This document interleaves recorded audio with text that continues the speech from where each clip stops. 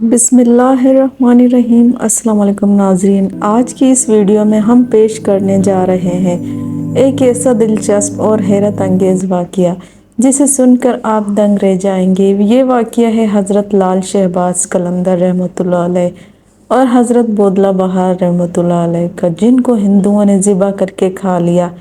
یہ واقعہ بہت ہی حیرت انگیز ہونے والا ہے، اس لیے میری آپ سے گزارش ہے کہ اس واقعے کو مکمل طور پر سمجھنے کے لیے اس ویڈیو کو اینڈ تک ضرور دیکھیے۔ محترم ناظرین، حضرت سکندر بودلہ بہار رحمۃ اللہ علیہ حضرت لال شہباز قلندر رحمۃ اللہ علیہ کے ساتھ حد درجہ عشق و الفت رکھتے تھے، اور قلندر پاک رحمۃ اللہ علیہ بھی آپ رحمۃ اللہ علیہ کے ساتھ بہت زیادہ محبت کا سلوک کرتے تھے۔ روایت میں آتا ہے کہ قلندر پاک رحمۃ اللہ علیہ کے مزار اقدس کے قریب ہی ایک قلعہ تھا۔ اس قلعے میں علاقے کا حکمران رہتا تھا، اس کا نام راجہ چوپٹ تھا۔ سیون شریف اور اس کے ارد گرد کے علاقوں میں اس ظالم اور بد دماغ راجہ کی ظالمانہ داستان زد عام تھی۔ مشہور ہے کہ اس زمانے میں لوگ اس راجہ کے ظالمانہ اقدامات سے سخت بیزار تھے۔ اس کی ظالمانہ کارروائیوں کا زیادہ تر شکار مسلمان ہی ہوا کرتے تھے۔ اس کے علاوہ اس کا سلوک ہندوؤں کے ساتھ بھی کچھ مناسب نہیں تھا۔ سبھی لوگ اس کے ظلم و ستم سے سخت نالاں تھے، کیونکہ اس کی بہت بڑی فوج موجود تھی۔ اس کی حکومت کی حدود میں کوئی ایک بھی فرد اس کی ظالمانہ کارروائیوں سے خوش نہ تھا، لیکن جو اس کے خاص لوگ تھے جن پر اس کی عنایت ہوا کرتی تھی، وہ لوگ اس سے خوش تھے۔ انہی ایام میں راجہ کو بتایا گیا کہ ایک مجذوب شخص ہے جو حضرت لال شہباز قلندر رحمۃ اللہ علیہ کا اس قدر دیوانہ ہے کہ اس کو ساری دنیا میں لال شہباز قلندر رحمۃ اللہ علیہ سے زیادہ کوئی عزیز نہیں، اور وہ اکثر دیوانگی میں حضرت لال شہباز قلندر رحمۃ اللہ علیہ کے مستانہ وار نعرے لگاتا رہتا ہے۔ راجہ چوپٹ اکثر اس مجذوب شخص کا ذکر سن چکا تھا۔ اس نے معلوم کیا کہ وہ مجذوب شخص کون ہے۔ اس کو بتایا گیا کہ حضرت لال شہباز قلندر رحمۃ اللہ علیہ کا مرید ہے اور ایک مجذوب شخص ہے۔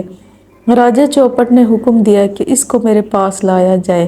جب حضرت سکندر بودلہ بہار رحمۃ اللہ علیہ کو راجہ چوپٹ کے سامنے لایا گیا تو راجہ چوپٹ نے اس سے پوچھا، کیا تم ہی ہو جو حضرت لال شہباز قلندر کے نعرے بلند کرتے پھرتے ہو؟ اس مجذوب اللہ والے نے جواب دیا کہ ہاں، میں ہی ہوں جو نعرے لگاتا ہوں، میرا مرشد لال سائیں ہے۔ یہ کہہ کر اس مجذوب شخص نے ایک بار پھر دیوانہ وار نعرے لگانا شروع کر دیے۔ راجہ چوپٹ نے معلوم کیا کہ اس کا نام کیا ہے تو راجہ کو بتایا گیا کہ اس مجذوب کا نام سکندر بودلہ بہار ہے۔ راجہ چوپٹ نے حضرت سکندر بودلہ بہار رحمۃ اللہ علیہ سے کہا کہ شہباز قلندر کا نعرہ مت لگایا کرو۔ سکندر بودلہ بہار رحمۃ اللہ علیہ نے جب یہ سنا تو اس نے اور دیوانہ وار حضرت لال شہباز قلندر رحمۃ اللہ علیہ کے نعرے لگانا شروع کر دیے۔ اس مجذوب کی اس حرکت پر راجہ کی بد دماغی اپنے عروج پر پہنچ گئی، اور اس نے حکم دیا کہ اس مجذوب کو ذبح کر دیا جائے اور ذبح کر کے اس کا گوشت کھا لیا جائے۔ یہ ایک بے ایمانہ اقدام تھا۔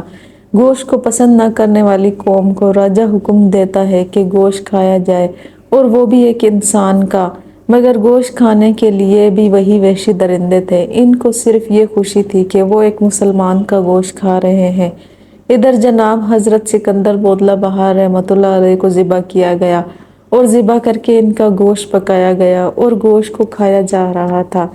ادھر لال شہباز قلندر دھمال ڈال رہے تھے، اور دھمال ڈالتے ہوئے اکثر وہ سکندر بودلہ بہار رحمۃ اللہ علیہ کو پکارتے تھے، اور جناب سکندر بودلہ بہار رحمۃ اللہ علیہ جہاں کہیں بھی ہوتے اپنے مرشد کے قدموں میں پہنچ جاتے۔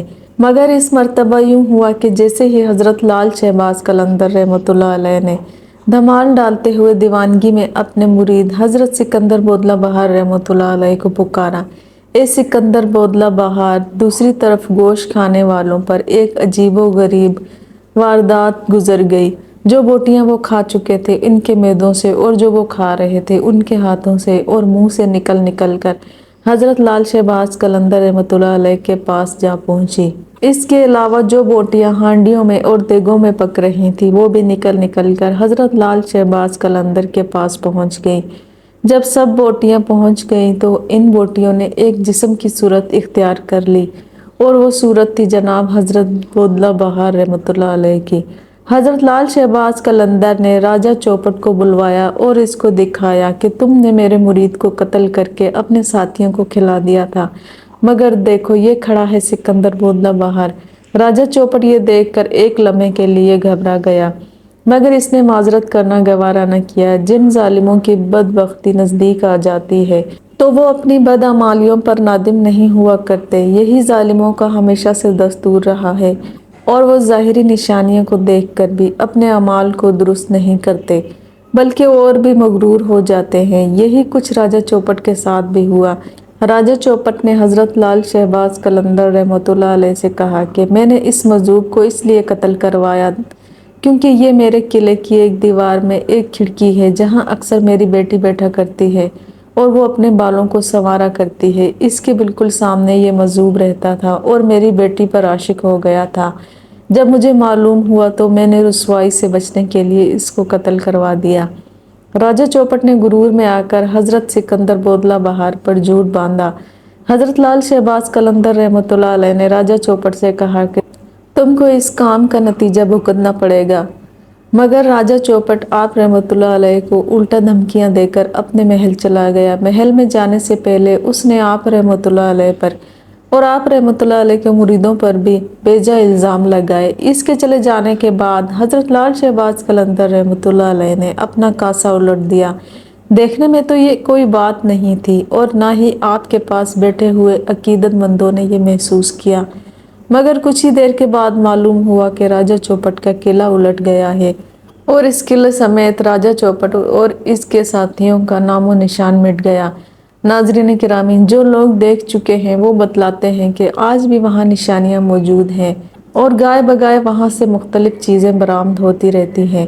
حضرت لال شہباز قلندر رحمۃ اللہ علیہ نے ایک لمحے میں اس راجہ کو اس کے حواریوں سمیت زندہ زمین میں دفن کروا دیا اور اس کی ظالمانہ کارروائیاں بھی بند ہو گئیں۔ پھر محض اس کی داستانیں ہی باقی رہ گئیں اور عوام الناس نے قدرے سکھ کا سانس لیا۔ ناظرین، میں امید کرتی ہوں کہ آج کی یہ ویڈیو آپ کو پسند آئی ہوگی۔ اگر آپ کو ہماری ویڈیو پسند آئی ہو تو ہمارے چینل اسلام جنت ہے کو سبسکرائب کیجئے اور بیل آئیکن پر کلک کیجئے تاکہ ہماری آنے والی ہر نئی ویڈیو کا نوٹیفیکیشن آپ کو بر وقت مل سکے۔